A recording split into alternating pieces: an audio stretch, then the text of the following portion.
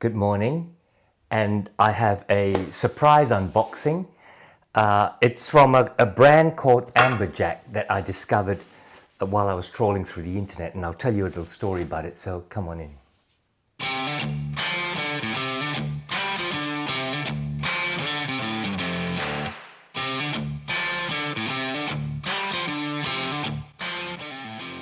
G'day, welcome back to Bootlosophy. If we haven't met before, my name is Tech, and I acknowledge the traditional custodians of the country that I'm on, the Wajik people.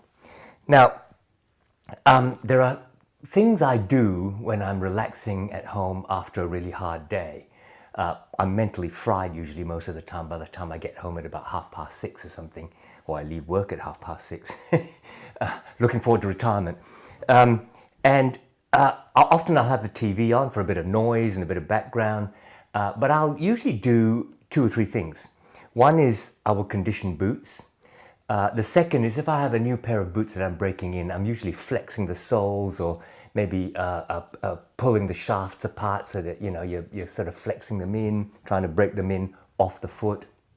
And the third thing I do is I grab my iPad and I flick through some websites of boots.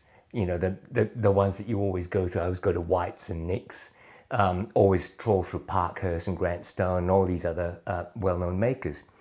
But from time to time, I'll also do a general Google search on boot brands, and I'll find different ones that I haven't heard of. And I think you might have seen one of my videos on that.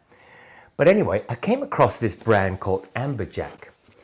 Now, this is a bit of a departure for me because these are not heritage style boots. In fact, Amberjack makes boots, Chelsea boots, lace-up boots, and a whole series of shoes.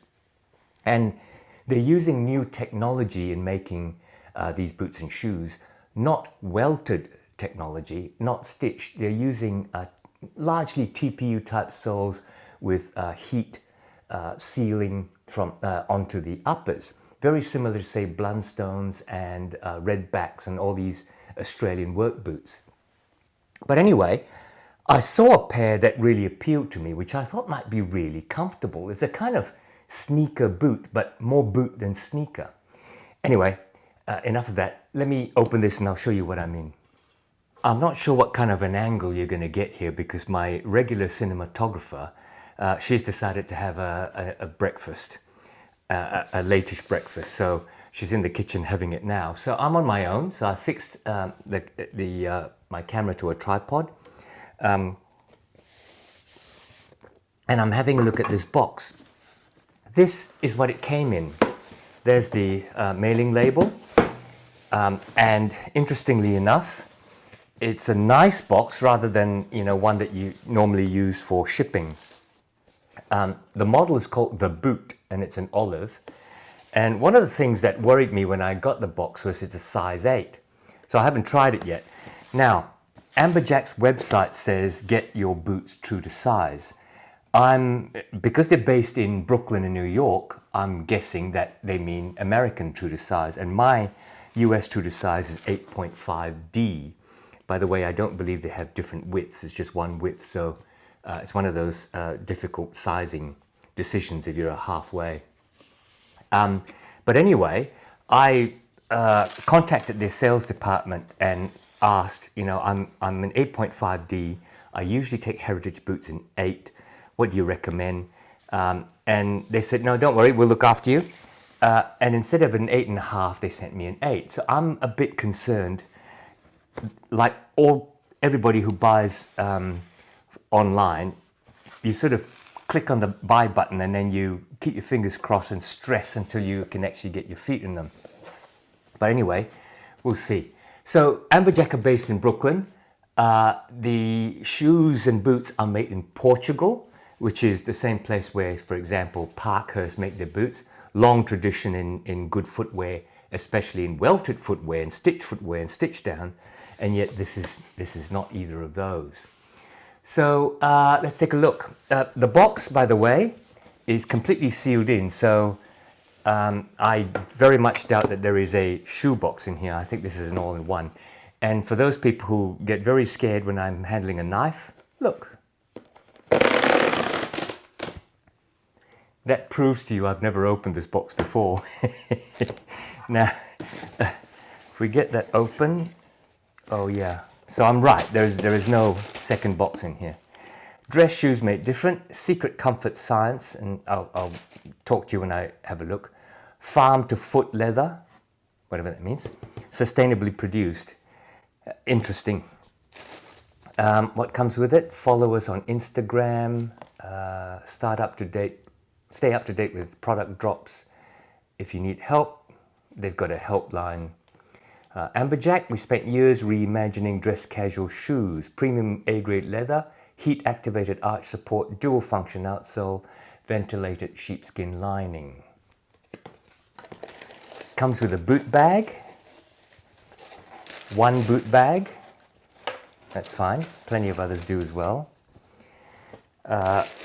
Wrapped in sort of waxy tissue paper. Oh, and also tissue paper. Now, I'm going to unveil both boots at the same time and show you why I found this boot really interesting. So, get the wax tissue out, get other boot out, and get rid of this. Here's the interesting thing. They're green boots. I find this very attractive. Little piece of black, I think it's rubber, a little piece of black rubber, and then the TPU outsole, which is, as I said, heat sealed on, rather like Blundstones. Clearly, they're not resolable. Sustainability, I don't know. Clearly not resolable, but I guess if you paid enough, you could get a cobbler to get it resoled and put a welt on it, I guess, if you wanted to do that. But my first impression is that this leather is really nice. It's A-grade, not quite sure what that means. It's A-grade Nubuck leather, and it feels really nice and soft. Great color. Reminds me of the Parker Spruce Kudu. Let's see what this one is like. Yeah, so Amberjack is New York based, made in Portugal.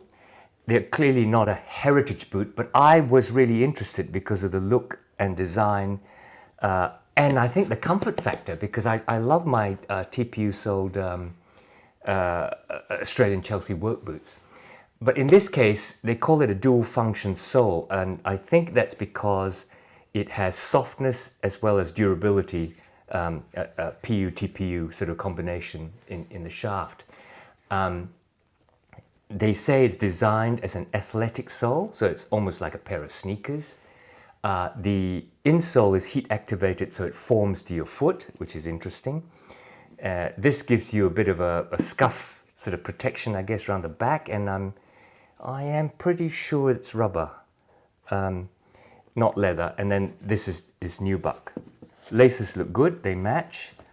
Pull loop, it's nicely stitched on, so it's quite strong. There's a little logo at the back. Seems to be a little molded arch support on the outside at least. The stitching, made in Portugal, by the way, if I haven't said, the stitching looks really good to me. I'd suggest it's machine stitched. I'm sure there's a person guiding it through the machine. Looks good. Other one is similar.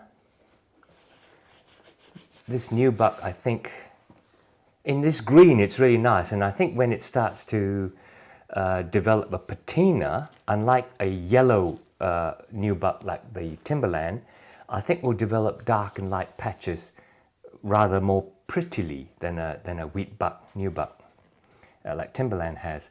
A lace loop, so I'm guessing that when we get this open, I'm guessing there's no gusset. But both boots look well made. Both boots, stitching looks clean, even. I don't see any loose stitching. I don't see any bits of leather flapping away. The heat seal on the outsole is very even, and therefore it suggests it's strong. Okay, let's get some of this padding out. They come well packed.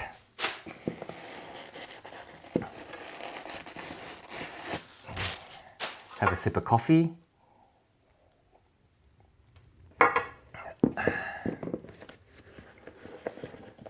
Ends of laces are in there. Let's get this open so we can see what it's like inside. They have a dress boot pedigree, I think. If you look at their shoes, they're all kind of quite dressy. And you can tell from the shape of this last, it's quite a slim European last. Not for everybody, but I do like it. And because of that, because of their sort of dressy pedigree, I think you find they do the things, you know, the packaging really nicely, like everything's nicely strapped and not loosely done, and so nicely strapped I can't bloody get it apart. Come on, man. Talk amongst yourselves while I try and do this. Is there any more padding inside? Yes, there is. Okay, so the inside, there's a padded tongue. Oh, interesting. It's a double padded tongue. So you've got a pad on this side, pad on that side, and your ankle bone up the middle. The inside is sheepskin. And when I first read that, I thought, oh, is it shearling? But no, it's not. It's just soft sheepskin. And I can tell you, it is very soft to the touch. It's slightly padded, at least in the collar. It's not down there. But you can see that the sheepskin is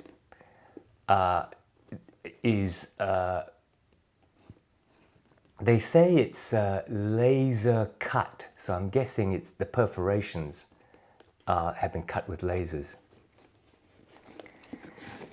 It is, I'm trying to feel, it's fully lined. And the tongue is, as suspected, ungusseted. So that's why you've got this lace keeper there, which is fine with me. Toe cap. Yeah, clearly not a real toe cap. I can feel the ridge of the joint underneath. This little panel here adds interesting design elements. So rather than have you sit there and watch me struggle unlacing both of these boots, I'll do that off camera and then put them on. Now, before I put my feet into these boots, I just wanted to show you two things. This is the heat-activated insole. It's foam-backed with a cloth cover on top. Inside the boot, there is, believe it or not, foam glued on top, and I don't know what's under that foam. I suspect it isn't leather, although there's a hard footbed in there. It might be leather board. It might be leather. I just don't think it is with this style of boot. But this is extremely comfortable. It's heat activated in the sense that once you put your feet on it and your foot warms the foam, it's a bit like memory foam. It retains the shape of your feet. So that would be very interesting. It's a bit like athletic shoes, I guess. And by the way, the volume on my voice might go up because I'm facing down into my microphone. So let's get my feet into them. We're starting to turn to cool weather, so I'm wearing these slip-on slippers from Kyrgyz, K-Y-R-G-I-E-S. Go and see my video on them. They're felted wool from Kyrgyzstan, American brand making them, designing them. I don't know what the price is these days. I guess tariffs might affect them. So let's get feet into these. Oh, I also forgot to say that, I'm not sure if you can see, but these are blind eyelets. But inside the blind eyelets, they're backed, so they're not going to rip the leather apart. So first things first, size 8 rather than 8.5 is not bad. Little bit narrow. That may be the last, not forgetting my right foot is on the very edge of going from a D to an E. I may have to use a boot stretcher because that often gives me a hot spot just there. It's certainly not a Parkhurst wide combination style last, but the length is all right. Yeah, there's a definite thumb's width in front, which is my gauge for whether the length is right. The length up to the ball of the foot, from the heel to the ball, also feels right. It's just a little bit snug. But this is Nubuck, so it's quite a stretchy leather, and I don't think I have any fears that this is not going to fit now. As I said, it's always stressful when you buy online. By the way, the sheepskin lining is so soft that you kind of feel, oh gosh, is it too thin? But it's not, because sheep leather does have a high tensile strength. This is also, as you can see, all eyelet, being a dressy based kind of design. I love the color. I think it's different, and the laces match. By the way, I relaced it the way I like. Oh, this is still in there. I relaced it the way I like, which makes it easier to loosen when you're trying to get the lace facings open. Yep, left boot feels fine. A little bit narrow. I mean, I think if you buy boots that are too narrow, hoping they'll stretch you enough, you may be on a fool's errand. But where this is snug and not tight, I don't have an issue, because I think leather will relax itself with heat. 4 millimeters, which would be often enough. So, I don't think that's...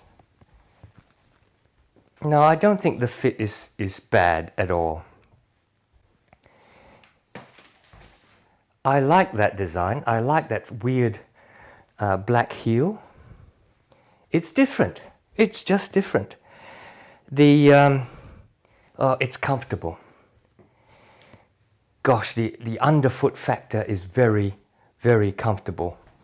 And obviously, not being a welted boot, so easy to bend.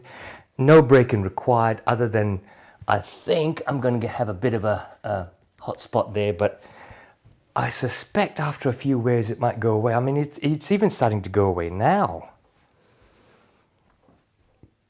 So I was concerned with the 8 versus 8.5 and their website saying true to size. I don't know what to advise you. If you want to have a look at them, I'll put a link, a non-affiliate. I'll put a non-affiliate link to the website below. I don't know how to advise you. I think what I'd do is I'd contact their sales like I did and go, what size do you think I should wear? From the back, from the side. The reason I bought this, by the way, two reasons. One is, when I was flicking through various websites, this particular boot caught my eye because of that green color and because of that black thing up the back. I thought it just looked different. The second was, at that particular time, I was looking for a comfortable boot that I could wear stylishly. So that puts aside blundstones and redbacks and mongrels. A boot that I could put on stylishly and yet be very comfortable, like a non-all leather boot, which, let's face it, guys, at the end of the day, sometimes you kind of rub your feet when you take your boots off.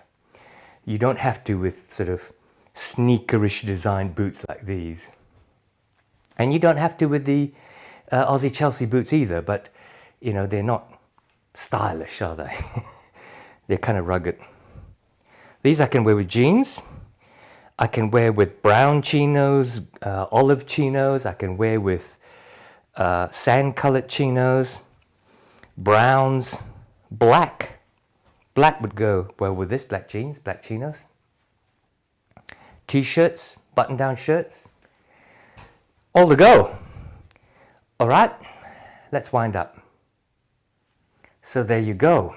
As usual, I've done the unboxing. I'm going to have a good look at them, and then I'll bring you a full review in a couple of months' time, once I've been able to wear them for a little while. I don't think they're going to need much breaking in, so I might bring you a full review a bit earlier, where I'll take you through what I know of the brand, what I can find out about the brand, their values and their vision and so on. And then I'll also bring you what I can find out about the method of construction. For all those heritage boot guys out there, you may not like this, but I do. I like the idea of a boot that's not necessarily uncomfortable at the end of the day. You know what I mean?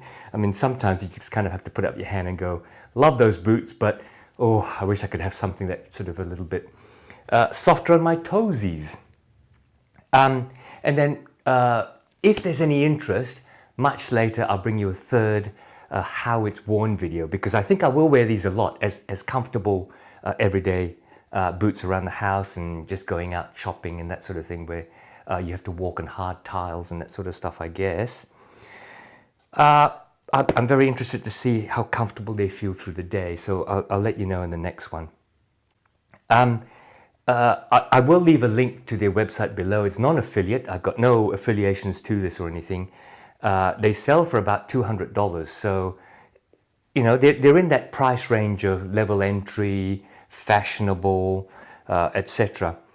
Go take a look at them if they interest you.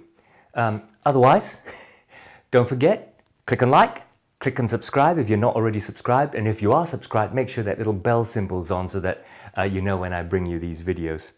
So take care, guys. Until the next time, be safe.